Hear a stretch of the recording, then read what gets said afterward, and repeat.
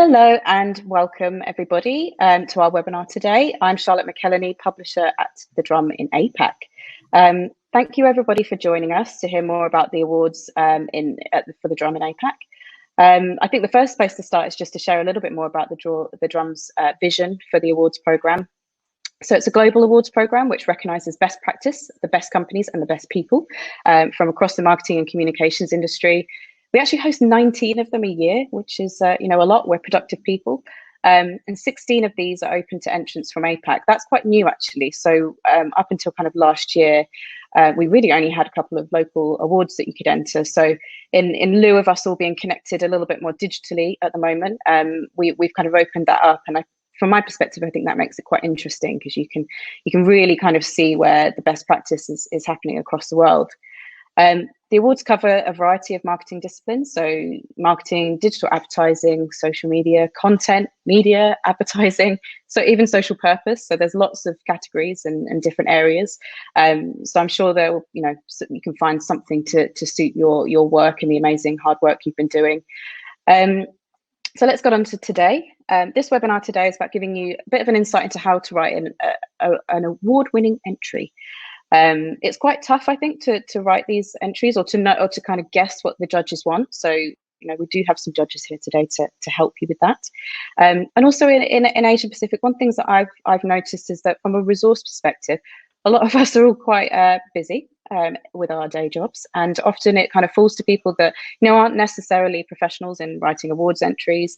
And when you're very involved in the work that you've done, you don't necessarily know the right things to sort of pull out and to tell a stranger about. So I think that hopefully today we'll be able to help you with the do's and don'ts, and get some insights into what the judges actually look for when they're judging your work.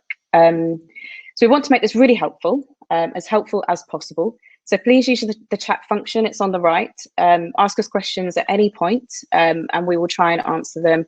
We will have a section at the end for questions, but honestly, at any point, drop a question in and we'll ask it. We want this to be as interactive as possible. So I will get on to introducing our lovely panelists. So first up, we've got the judges. So Asha Guranath, lead digital marketing. Just as I was about to introduce Asha, she's left the room. So I'll introduce the others and hopefully she comes back. We'll do Grace Cock first. So Head of Content Marketing, International Markets, ByteDance, who was a previous chair of the Drum Awards for Content. We have Rohan Kamra, Regional Digital Manager and Media Manager, Asia Pacific and Japan, Intel, who was a previous judge of the Drum Awards for B2B. And we've got back in the room Asha Guranath, Lead Digital Marketing and CRM Growth Markets for Southeast Asia, GRAB, who was a previous chair of the Drum Awards for Digital Advertising APAC. So Asha actually had to be the kind of manager of the judges, which was always quite a fun job. And then last but not least at all, we've got Michelle Hobbs, APAC Lead for Platform GSK Publicist Group, who was a previous winner. So after we have a little chat with the judges, Michelle's actually going to talk a little bit about how you kind of actually go about pulling great work together and communicating that to judges. So we'll dive straight in, I think, with the first question I have here, which is when you approach judging entries, where do you start? So is that the exec summary? Is that the videos? What point of entry do you kind of take on these entries? And I will go straight into Rohan. What's your thoughts on that? Yeah, I think the provided material, Charlotte, becomes really important. So an exec summary is a handy thing to have. What in those summaries, or if explained via video, for me is important to understand that how did they align to a business challenge. Especially for B2B, it becomes really important. I mean, marketing is in the service of sales or the organization. So when you're approaching this, the whole aspect of what you're trying to solve becomes very important, and how clearly or articulately has that been explained. And that should be simple. It can't be wordy or too jargonistic. Beyond that, I look at how, because B2B strives a lot on modern marketing, so use of data, technology enablement, and then finally, how has it been executed and how do you bring in the creativity element there? B2B is typically very rational, so anywhere you can innovate or do something differently, add a layer of creativity, that's, I think, for me, kind of scores higher. And finally is the outcome. I mean, it has to be effective. Otherwise, it's not really worthwhile, because, I mean, as I said, B2B is again about business outcomes. So you might have a great idea. It could be really creative, but if it did not move the needle for business, then perhaps it's not the best thing out there. So these 4 or 5 steps is something that I look into an entry and then kind of evaluate it. Yeah, absolutely. Asha, what about you? Do you handle it differently? What's your first kind of thing you look at when you look at an award entry? I think for me, it's easier if the submission has either an executive summary or a video asset, because many times I feel in the process when you're evaluating so many entries, the thing, like, it needs to stand out, right? And it's memorable. That's how judges end up kind of shortlisting why there are certain things which get shortlisted versus other. Hence, I think the exec summary also, it needs to be like an elevator pitch, right? And many times what happens is people follow a set structure saying, okay, this is the objective, this is what we're going to do. But I feel when you are submitting award entries, if you have some of an element, right, which becomes a storytelling kind of a way on how it connects the business problems as to how the marketing strategy was derived, and then quantifying the results, I think it becomes a very good way of narrating or showcasing why exactly do they think their submission is a right fit for that particular award section, and knowing whether or not you fit into that category. I think that's super important. Many times you see a lot of entries, but not necessarily it features in there and you're submitting for multiple categories. So I think it's always good to kind of take a step back, shortlist what you've done and whether or not it's relevant. Then when judges are judging it, it makes their life much easier. Yeah, absolutely. As someone who ends up kind of sitting in that judging room when it's happening, kind of answering questions, that comes up a lot, actually. It's that judges will see an entry kind of put into a few categories, but not necessarily tailored to that category or retranslated. And then judges end up having quite a lot of questions for us about it, which we can't answer. It's not our work, and it does make it challenging. So that's definitely a good one, I think, because that comes up quite a lot. Grace, what about you? What do you look at when you're first looking at these? I do agree with both Rohan and Asha on both the video and the summary. But I also think that when you're considering doing a video, you have to look at your judges like they are your target audience. So think about how you can hook us in 6 seconds before we press skip, or you might forget about you. Because we do look at like an upwards of 100+ entries at any given amount of time, and it's a lot. So you do need to come up with something that will make it stand out. So think of it like a creative brief, if you will. What can you make us remember the most about your video, or that one takeaway you want us to sort of recall and say that yes, because at the end of the day, in a judging panel, we actually recommend your video, your submission to the other judges as well. So that's something that you kind of have to think about. And another portion of it is, do share with us the full picture. If you have a website that's live, put it there. If you have social media assets, we want to see it. If you have media that's gone out about your event or EDMs or whatever, we want to see how it all flows together. So make sure that you paint that full picture. Yeah, I really like that. And Grace, I'll just stick with you on this one, because I'd love to know kind of what you specifically look for in an entry. Are you the sort of person that's looking for the efficacy, you want results, or are you looking for kind of creativity? You know, what gets you excited as a judge in terms of what you're looking for? I think it's how you tackle the challenge. Because for me, given that it is a COVID situation, you can get very creative with how you can get the word out there. So I want to see how you're able to reach your audience despite the difficulties. So that to me is the main hook. So it's a mixture, you know, creatively, and also making sure that you get the results from whatever that you have been given. Absolutely. And Rohan, what about you? You mentioned earlier that actually the results are important to you. Is that kind of what you're looking for?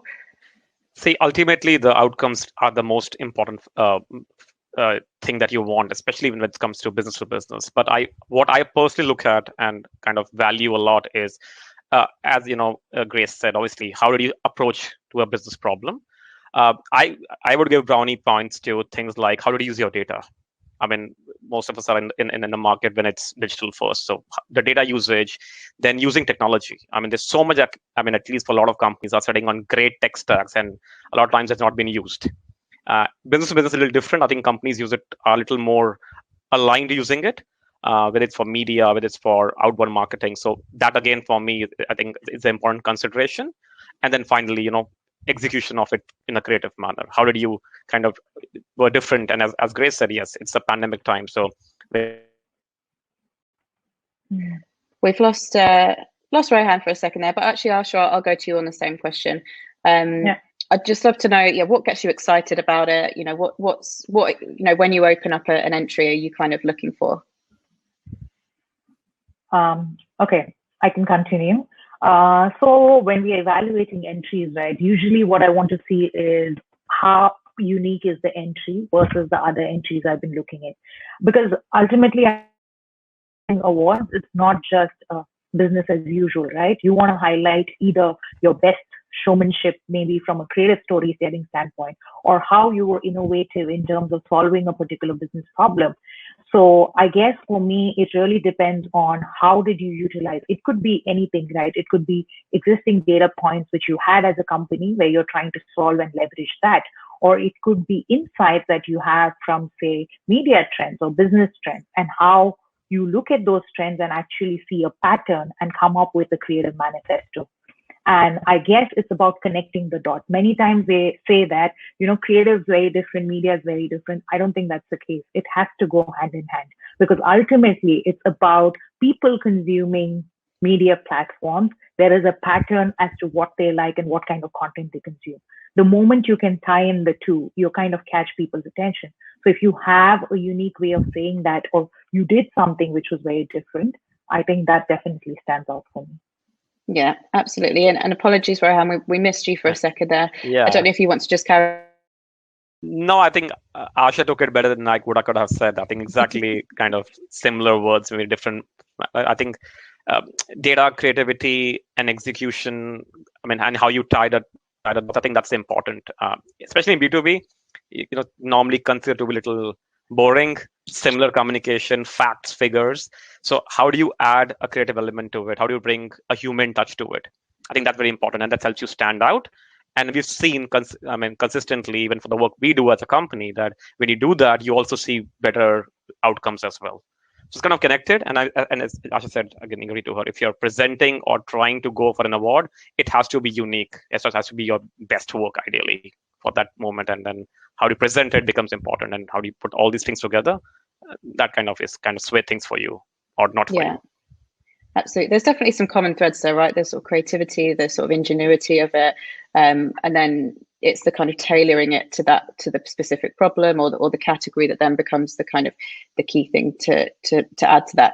We've actually got quite a few questions already, so I might have a go at just peppering in one of the audience questions.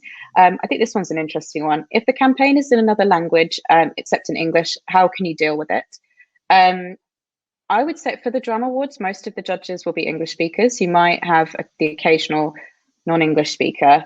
So I think my thoughts on a kind of admin part of it would be that I think the entry has to be written in English. But I guess, you might not want to recreate a video asset. That could be very expensive. So I guess my question to the judges would be, if you had a video in another language, would that be a problem for you guys? Would you be able to kind of pick up on it, or what would your perspective be? I don't know who wants to take that first. I can pick on you if anyone's got any thoughts. Asha, what's your thoughts? I think, going by the past entries we've judged, there have been a lot of entries where the videos are not necessarily in English. There have been many with local dialects, right? Depending on wherever in the region it was submitted from in Southeast Asia. I think it's a small tweak, if you have, which is also a best practice to have, subtitles and fonts in your ads, which is also best practice, which most of the digital platforms ask for, right? Be your Google or your Facebook if people are watching it on mute. So if you have variants, even if for the shorter form videos, if not for your long form video, I would encourage you guys to upload or share that. But if you didn't have that, I guess if the storytelling aspect was great, irrespective of whether or not it was in English, you can still get people connected to it. Yeah, absolutely. I think that's a really good point. I've actually got a kind of connected question to this that's come in, which is, if you don't have a video asset, does that put you at a disadvantage? Grace, what's your thoughts on this? Well, personally, I do prefer a video asset. If you don't have a video asset or you are, short for time, unfortunately, these things do happen. Please make sure that you collect everything that you have done in something simple, maybe a one-slider. Again, quite difficult, which is why I say include your links, include work that has gone out, live, published, testimonials from the audiences that you have connected with, and also your clients as well. So, I mean, do aim for a video. But if indeed you can't do a video, then those are the things that would help. But again, it will be difficult as well, right? Because you do want your entry to stand out. So I would say, whatever it is, try your best to make a video. Absolutely. If not, yeah. I think one of the challenges that you'll kind of see, particularly at a time when budgets are squeezed, that I think some agencies perhaps won't be able to do that at this time, or if it's a choice of do I enter without a video or do I not enter? I guess that's probably what will kind of come up. Do you say just go for it without a video? Asha, you're kind of nodding there. What's your thoughts? I think you can always do an entry without a video. I think last year, going by entries we saw on the drums, there was a right which 1, 2, 3 categories. They didn't submit a video, but their storytelling aspect was great.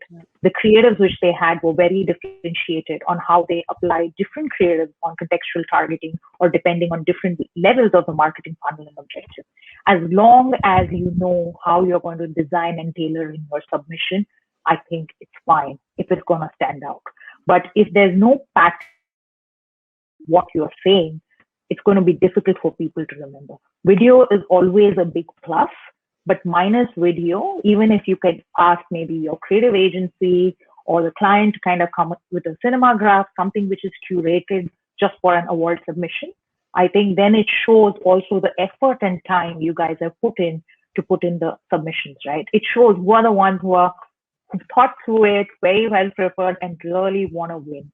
So I guess it's a combination of everything. So I don't think a video is a must-have. It's a good to have, but otherwise, yeah, I think the overall process on how you curate the content and present it is very, very important.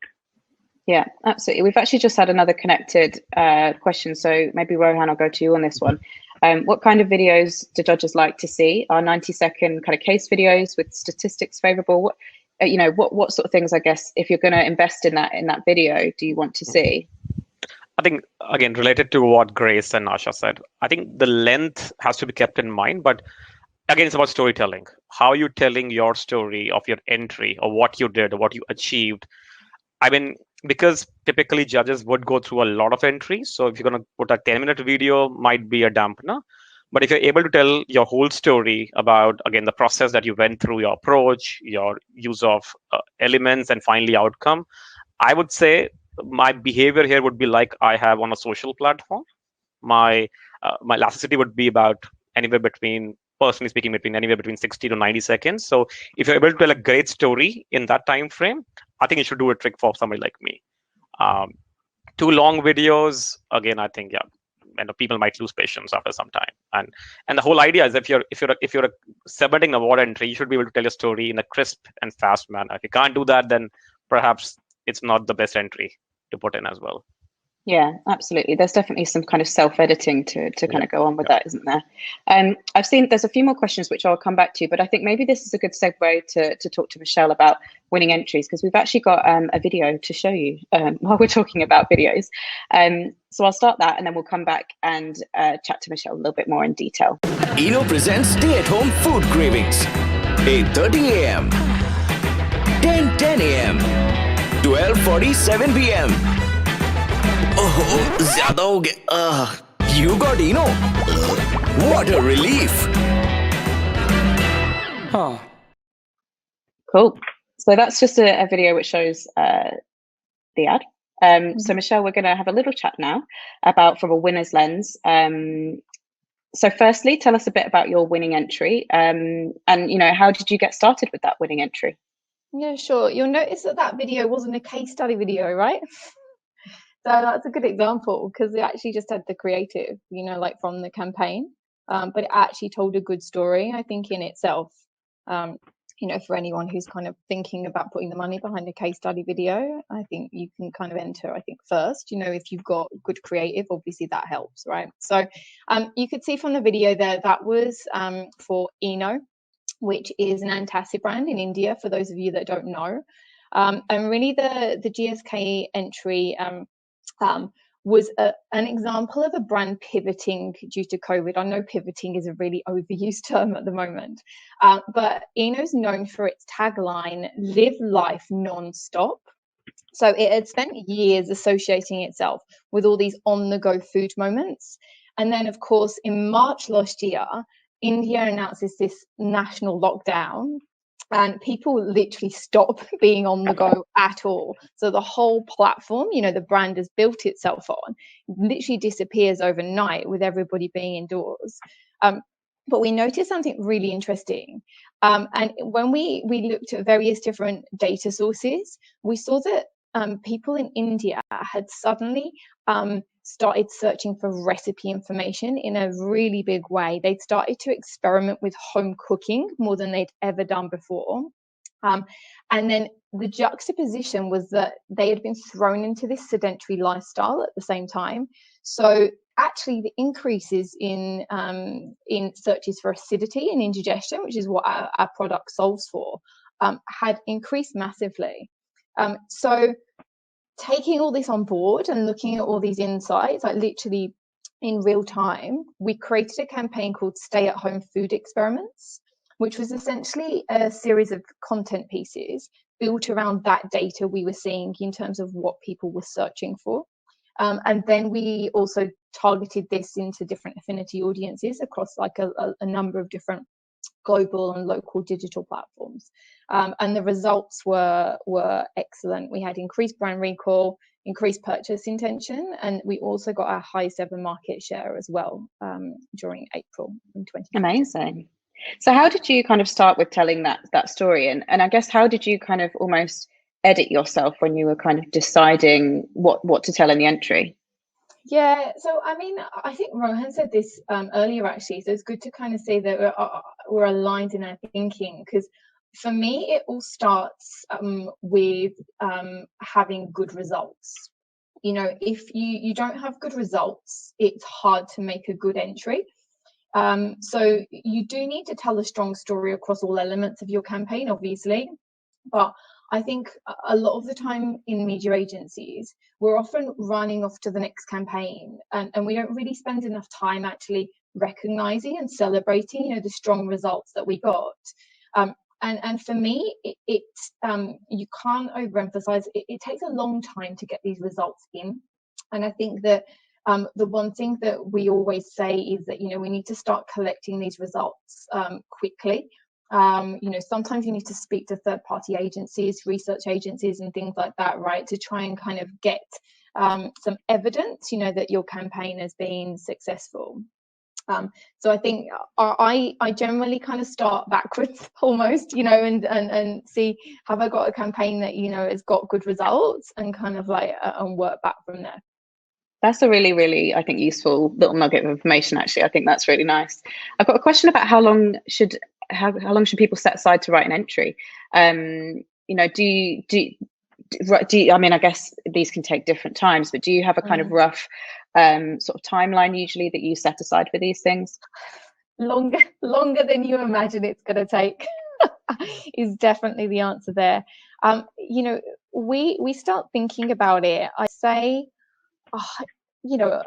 a month to 6 weeks in advance, maybe even 8 weeks in advance. As soon as we kind of see, it's one of those things, we see, you guys, you're putting out your call for entries, and it goes on the to-do list, as something to do. I'm sure lots of people on the call, it's on their to-do list. You need to set some good time aside, to go through the process. Everyone has an opinion on these things, so we usually start kind of gathering, someone, takes charge, and is the lead writer on it, but we always get it sense checked as well by various different members of the team too, so maybe 1 or 2 people I think you've got to be a little bit careful because everyone does have an opinion on these things in terms of, you know, sharing it. But you know, we do get it sense checked, you know, by one or two members of the team, and everybody always picks out something different, you know, that the other person didn't. But yeah, I think that in this case as well, this was a collaboration between the regional team and the local team as well. So we sought counsel from the local team, you know, to ensure we haven't missed out any details of the campaign, and also the, you know, client was really active and involved in this process as well. And of course, you want to make sure that, you know, with your client, you're accurately representing, you know, like what the brand and all the sales data, etc., is, you know, up to date and accurate. So all of that takes, you know, a few weeks. So it's almost like you look at your deadline and you work back and plot out, you know, where you want to be at each stage, and to give yourself a bit of wiggle room at the end would be my advice. You know, don't leave it till the last minute either, because the things, especially getting results, you know, it does take time. Absolutely, and you're right. If you're kind of getting information off the client or sign off or anything like that, there's definitely you know, some work to be done there in terms of just making sure they have the time to spend on it as well. Exactly. And also, you know, maybe a client testimonial or, you know, something to feed in from the client can be useful. So you know, I think the idea of having a more collaborative approach to it is also a really nice tip. My next question is just around what are the benefits for this? And actually, we've just seen a question come in around a similar line on this, which is, you know, what benefits do you see from entering an award? Because as you say, it is a lot of time. It is, you know, budget that everyone's kind of getting cut at the moment, and you know, this is it's not a small task doing this. You know, what do you get from it? Yeah, I'm a massive fan of awards, and I think they're good for a few reasons. I think firstly, it makes the team feel great. I think I say this especially, I think that in general, but especially with last year being so tough, I think it's really great to be able to give people some recognition for all the hard work, you know, that's gone into the campaigns. So I think they make the team feel great at any time, but especially in the last year, I would say that it's even more important to do things like this now. I think they make the client feel fantastic. You know, as Rohan said before, you know, marketers, you know, want to deliver results, you know, and they're often doing it day in, day out, but there's actually no recognition for it a lot of the time. And I think there's no doubt that winning an award then it gives you an added boost. You know, it shows that your work is meaningful. And I think in turn that also inspires not only yourself to do better work, but also better work, you know, in your organization and the rest of the industry. And I think the third reason that I would do it is that it's actually great for the entire agency as well. You know, awards are great for visibility for the agency. You know, so even the broader team beyond that team that worked on the campaign feels good. You know, they feel good that they're part, they work at a winning agency, they're part of something, proud to be, you know, at an agency that's doing great work. And then for you, from an agency point of view, that's obviously great in terms of retaining talent, you know, and attracting talent, strong talent to the agency. So I think everybody wants to be a winner. So I'm a big fan and encourage our team to get stuck in and give it a go on these things. Yeah, absolutely. I think there's quite a lot of different kind of angles there. So depending on kind of what angle people are going for, there's something to draw from that. And my last question for you, Michelle, before we kind of go back to the questions in the chat, it's just, you know, what would be your tip for people at the moment in APAC looking to enter any of the awards? Do you have a kind of top tip that you would kind of leave for people? Honestly, I think you've just got to give it a go.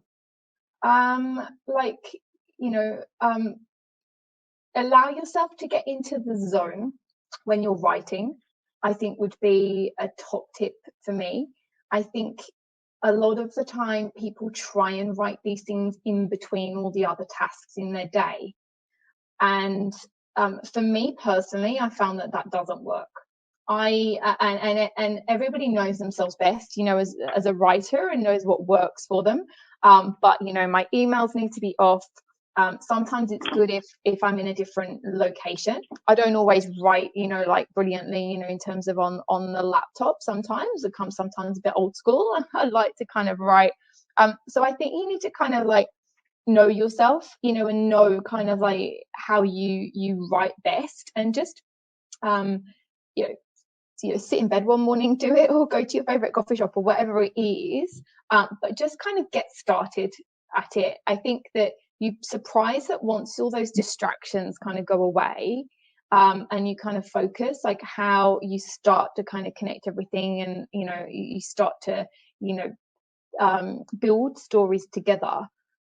So I would just, you know, if you think you've got like the little kernels of a decent campaign, you've got your decent results, you know, and obviously, as the judges have already said, everything does need to fit together in terms of the story, etc. But if you've got the kind of the beginnings of something, I just kind of get started and give it a crack. Yeah, absolutely. I can very much empathize with your kind of tips there on kind of getting writing. I know with the sort of longer stuff that I write, I have to have a completely different approach to my working environment. It's funny. We'll go back to the judges now, and I've got a question that I think leads into something we had in the chat earlier, which is about kind of big budgets versus small budgets, or even I think the question that we had earlier was around kind of pro bono campaigns. You know, often these will fit into the same category. You know, if you're looking at something in a digital award, you might have like a best in mobile, and you could have a real variety of this. Same in kind of B2B or anything. You know, does this factor in your judging, and what would be your advice? I guess the question is usually coming from a smaller budget. Is there something you can do to kind of raise the story of that? We'll go with Rohan first. I think the budget portion, I mean, the question is pretty valid. I think, you know, one always feels that if you're a bigger agency or you're putting more might behind an entry, then obviously you have a better chance. It might be the case because, yes, your award entry might be more polished. You might have a great video, for example, well made. But ultimately, I think it's back to the basics for me. How did you approach your challenge? How did you overcome it? What did you do to do it? And finally, what was the outcome? So I think that story part is not necessarily a budget thing. If you've done great work, then I'm sure if you can present it, the greatness or the goodness of it, I think it should cut through whether you have somebody with a much bigger budget and trying some really cool stuff. Which I think, yes, we all judges, if when you're judging, you see many entries, and yes, first impressions count, but end of the day, you're looking at the real substance. And that's why you have a judge there. So I think people are smart. They can see through great stuff versus just fluff. So I don't think if you have done some great stuff, I think you should just try and go for it. As Michelle said, you know, just go for it. I think absolutely. Just as I asked that question, we actually had the same question come in on chat, which was more around kind of, are they skewed towards larger agencies? So, you know, resources or larger campaigns. So yeah, this is obviously something on people's minds. Asha, do you have a perspective on this? I don't necessarily think it's skewed towards larger agencies. It also depends on how many people are proactively making submissions, right? I think, there are certain categories where I think people have a tendency to label, okay, it's only particular people participating.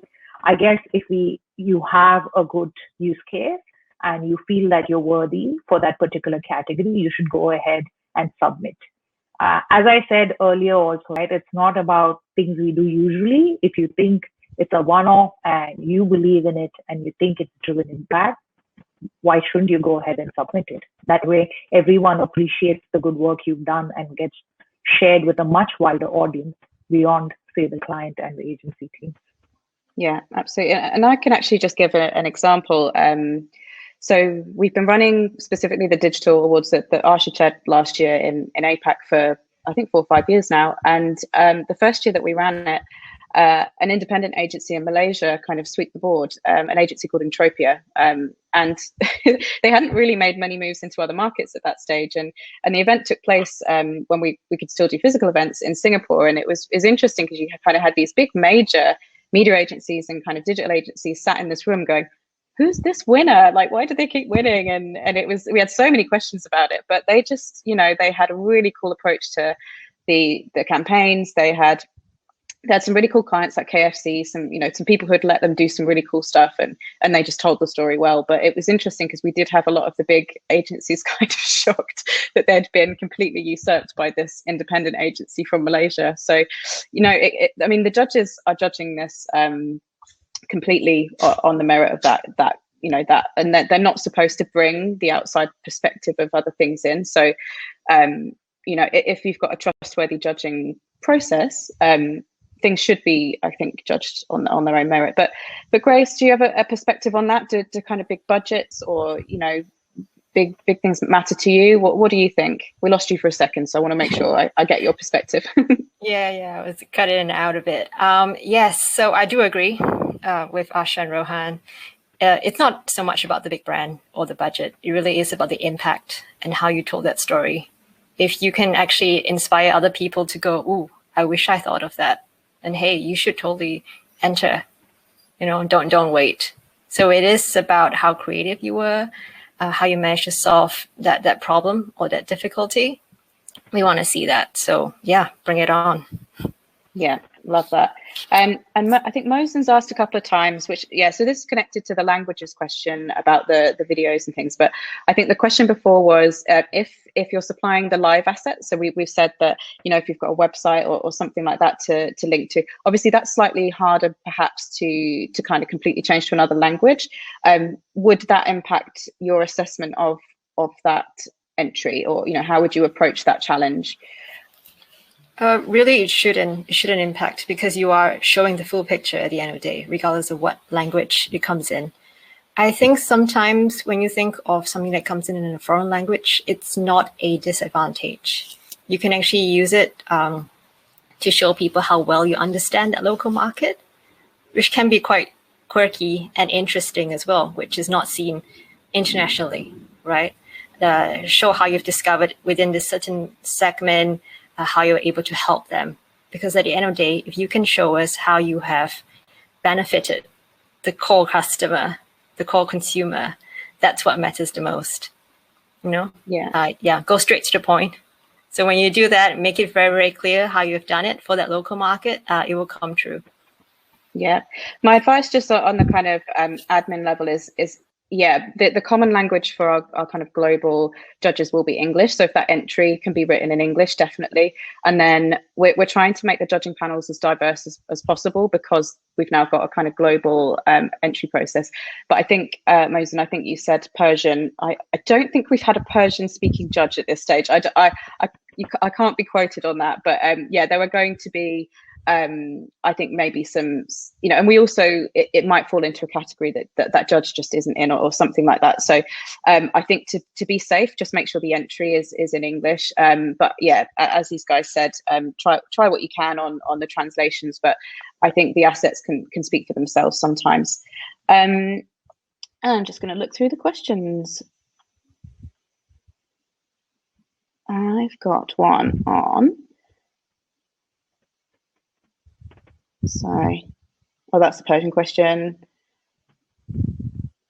Okay, I'm going to go in for some of my questions. I think we're just running to the end of those questions. So, what would you avoid? What are the pet hates? So we've talked a lot about things that you can do and tips for people, but what are your pet hates when it comes to reading? Have you seen anything, without naming names, that you would rather not see on an entry ever again? Asha, let's go with you first.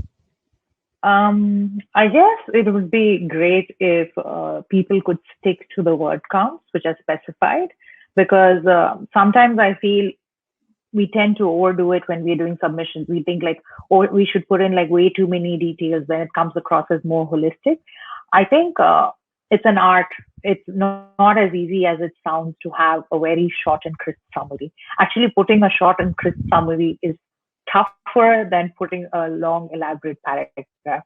So if someone can curate that and put it across, I think it's great when you're looking at entries, especially to judge, because then hey, these are the key highlights. This is what I'm looking at, and this is the impact it drove. Otherwise, I feel we end up reading certain entries, and sometimes you feel like, okay, we went through all of this, but you're still unclear on what the clear takeout was. So I guess, if you're crisp and concise on what you're trying to drive as a message would be super helpful. Absolutely. And Rohan, do you have a thought on that? Sorry, my dog's getting very excited about awards entries in the background. I think definitely what Asha said. I think other thing which I think sometimes is missed is that each awards or a category has a certain criteria, and normally it's pretty well defined. So word count could be one. It could be, hey, we're looking at, for example, this award's more of effectiveness, or these are about more creativity. So align to that criteria first of all, because I mean, you're entering into a competition where there's some certain rules. You got to play with those. You might have a great entry. You might have done a really good job, but if you're not putting it or showcasing in those parameters, it can definitely be something which judges might not go your way. So the one is sticking to the criteria and following them. The B is, I would say, is that a lot of times a single entry or a campaign, for example, could be nominated under multiple categories. Example, best of use of video on mobile. It could be also be effectiveness. It could also be, I don't know, social platform usage, for example. But if you're doing that, then make sure you kind of tailor your entry to that particular category that you're nominating your entry towards. A lot of times is that it's you build one great case study and you try to put it everywhere because you've done your best piece of work, but I think it might help you in a certain category, but then you might just completely lose out because on a complementary category where there was expectation was of understanding how you use a particular platform or channel or a tactic, you might miss out completely. So I think for me, these things I think are very basic, but I think I still feel a lot of times it's just one piece which just goes, it's like one size fits all, which I think is not a great tactic when submitting awards. Absolutely, I agree with that, and that's probably the thing that comes up most on kind of judging day as a problem is that thing. And Grace, what about you? What about the pet peeves? Do you have any? I think both of them have already covered it, but I do have a tip, to avoid what Rohan was saying, just blank submission. Don't do that. I think what you can do is to be strategic with how you're submitting it. So say this is your first time submitting, there might be a newcomer category for you. So go for that. If there's a category that you excel in, that you find that the campaign is most about, say, UX, for example, aim for that. So when you do go in quite hard and quite distinct on your entry, it actually makes it a lot better. It gives you a better chance at winning. So it's something to take note. Yeah, particularly when it comes down to in the judging process, there can often be a real battle between a couple of campaigns, and the difference between one campaign and one campaign being a kind of runner-up, for example, can actually just be how well they're suited to that category. I've seen that happen quite a lot, where the judges are like, I love both of these, I don't know what to do, and then they're like, okay, we're going back to the bullet points, and that can win it or lose it for you. So it's kind of that important almost to think about that. You could have the best campaign in the world, and from a kind of more broad perspective maybe it's better, but actually in that category something else picked it because the judges were being very strict about the kind of the reasons behind it. So I think that's a good tip. Can I just quick one? I think it just came to my mind. I think, and Michelle might, relate to, she also mentioned in her case studies that a lot of times entries have too much about data of results, which are self-included. We increased sales, or we improved perception, or we had a better recall. I didn't try and bringing a third-party validation to it, because if you just talk at internal results, I've been, for a third party as a researcher, as a judge, I might feel, hey, this can be easily manipulated. I mean, I can write anything there. So try and bring a third party who kind of corroborates what you are saying. It could be a research agency, it could be a platform, which wants to stand for credibility and its neutrality. I think that's again a good thing to have. I sometimes see entries saying, hey, we did so much, sales went 50x. Okay, but how are you justifying that? I mean, where's your data point to it? Are you getting a third party to, kind of validate that? I think that becomes important as well. Absolutely. I think that ties into Michelle's point earlier as well about the collaboration and kind of writing it and the kind of timeline and just making sure that you've kind of got time to add those things. So yeah, that's a really good point. We're also kind of getting towards the end of the time. So I think I'm going to end just by asking each of you to just kind of give your 3 top tips. So of the many tips that we've given today, what would be your summary? Who wants to go first? Who's got their tips ready? None of you. Okay, I'm going to go Michelle. Yeah, go for it. Okay, so my first one was around getting into the zone when you're writing. Like I said, whatever works for you, getting to the zone. Second one would be about the time. So give yourself enough time to collect all those results and make sure those results meet your objectives. That would be my pet peeve, when results don't match objectives. So make sure you do that. And then the third thing for me is write something that you enjoy reading. I'm sure the judges will confirm there's nothing worse than a boring entry.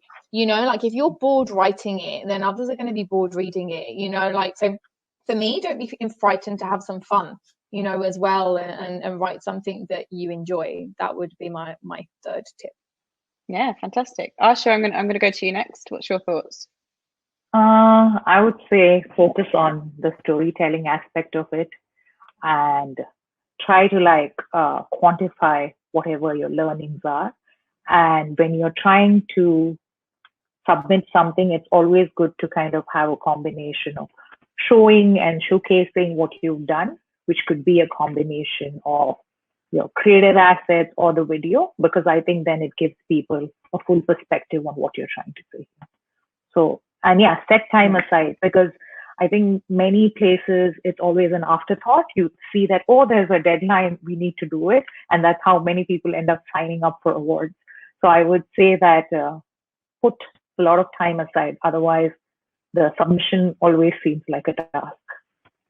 Yeah, absolutely. That's kind of ties into the enjoyable read thing. If you can get a sense that this was rushed and, you know, an afterthought, then it's you're going to get a sense of that as a reader. Rohan, what's your thoughts then on this? Three top tips. I think Asha covered a few of them, but I think what I just said, I think for me, I think outcomes are most important. Were you effective or not? Because, and especially kind of becomes really important business to business, because it's very rational viewpoint to things.